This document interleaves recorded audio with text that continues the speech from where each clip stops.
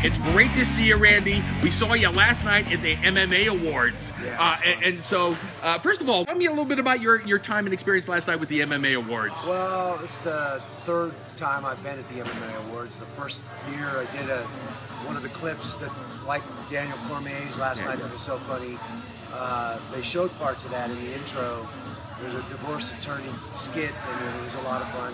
The second year they had the awards, I actually got to host, and I had fun hosting. And then last night, obviously, I got to be a presenter for the upset of the year, and it was fun to be back involved and back around a lot of old friends from the MMA world. Yeah, no, it was fun, and you guys looked awesome.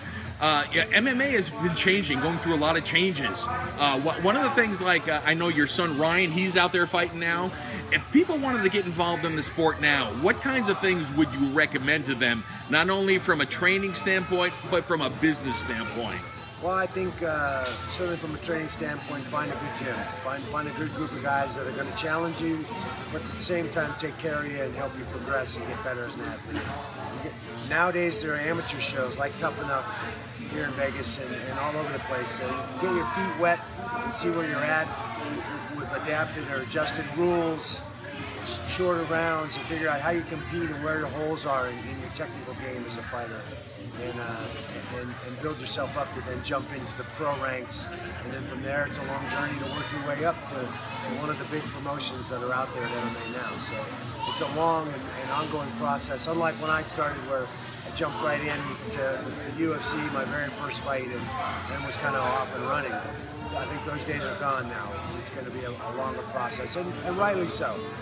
And then one of the things, when you jumped in, what were the sponsorship opportunities like for you? Or when did they start happening for you? There weren't a lot of sponsors back then. There were very small niche companies that were making shorts or in supplements that wanted to see or saw the exposure in MMA as it grew. It didn't start really until 2005, after the first season of The Ultimate Fighter, and it kind of hit a mainstream population. The bigger endorsements and better endorsements started happening for the fighters, and unfortunately at that time the biggest promotion was the UFC, and they wanted their piece, so they started kind of making it difficult for those smaller niche companies that had been there all along to continue to do business in the MMA space, at least with the UFC promotion. It was still available in some of the other promotions, and is to this day still available in some of the other promotions. Do you have thoughts? Do you think it's a good thing that the Reebok deal is happening for UFC for most fighters, or still jury's out on that? I don't think it's necessarily a good thing. I think I mean, I understand what their goal is. They want to be looked at like the NFL is to football. It's difficult for the fighters to, especially the mid and low tier fighters who don't maybe have the name yet, to drive sales for a packet with Reebok or a walkout shirt with Reebok.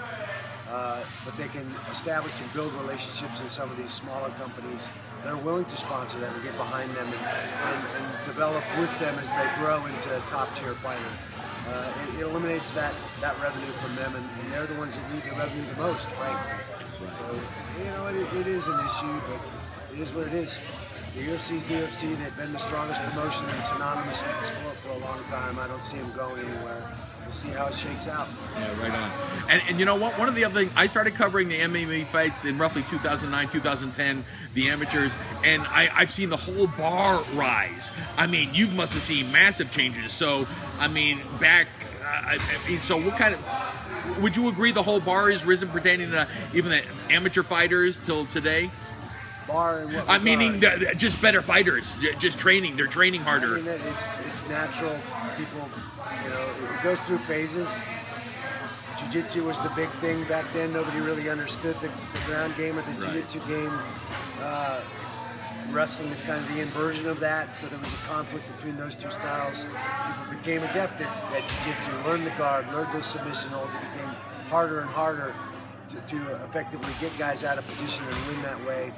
Guys got better at sprawling, better at keeping fights on their feet, and then striking came back to the forefront. Now we're seeing a lot of dynamics in both the ground and the striking realm in this kind of third generation of fighters. So the level of athleticism and athletes that are fighting now in mixed martial arts is top notch. Awesome. And now you're kind of entering another phase of your life. You got some movies happening. We've been big fans of that.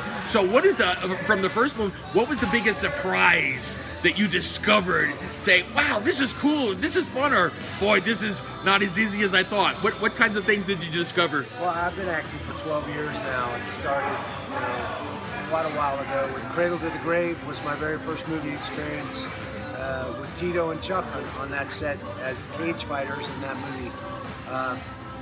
It's been an amazing journey, learning more and more about the industry all the time, trying to get on the producing side of things now and create some content for myself and be involved in that side, on the back side of the camera.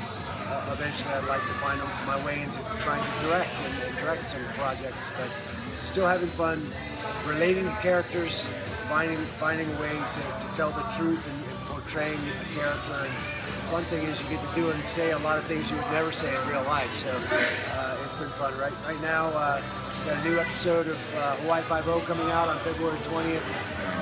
We are producing a movie, a comedy called Cameron and Eddie Lose the Belt. That'll probably start shooting in March time frame, so we're kind of in the fundraising and I think I saw a post on that. Casting phase of that right now, and I think that's going to be a lot of fun. We'll just keep plugging away and see. Hopefully Expendables comes back around, and a lot of talk about 4. I think Sly's tied up with Creed right now, and I think he's got plans to do a last Rambo Last Blood, and then I think we'll probably come back around and revisit the Expendables property.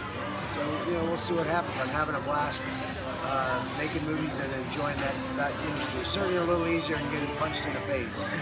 There you go. And then, like, working with Sylvester Stallone, what is the one thing that surprised you about working with Sylvester Stallone? I think he's a very, very smart guy. He knows his audience. He's I think, been at the top of this business for 30 plus years for a reason. He's always prepared. He knows what he wants, and he gets about getting after it. I have a lot of respect for him. And then what website, what is your website, Randy? My website? Yeah.